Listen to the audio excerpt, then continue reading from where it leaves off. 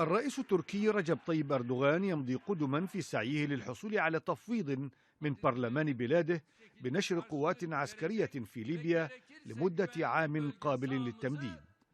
أردوغان يستند أمام مشرعيه في البرلمان إلى أن التطورات في ليبيا تهدد مصالح تركيا هناك، بما في ذلك الشركات والسفن التركية التي تبحر في البحر المتوسط حسب مصادر تركية. وكانت أنقرة وطرابلس وقعتا اتفاقا للتعاون العسكري وآخر بحري في الوقت الذي واجه كلا الاتفاقين انتقادات في جميع أنحاء المنطقة وخارجها. وفي حين نفت مصادر تركية إرسال مقاتلين سوريين قادمين من سوريا، أكد المرصد السوري لحقوق الإنسان أن 300 مقاتل سوري على الأقل موالين لتركيا نقلوا إلى ليبيا، ويخضع آخرون أيضا للتدريب في معسكرات تركية.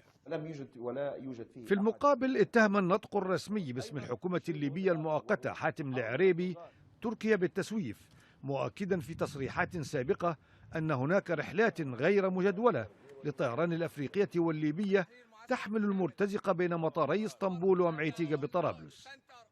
هذا وكشف موقع ذا درايف الأمريكي ما قال إنه مهبط طائرات تنجزه حكومة الوفاق في طرابلس استعدادا لإنشاء قاعدة عسكرية تركية. وأظهرت صور ملتقطة حديثا بالأقمار الاصطناعية مهبط طائرات بمنطقة عين زارة في طرابلس الشهر الماضي وفقا للموقع المذكور. طلعت موسى، العربية.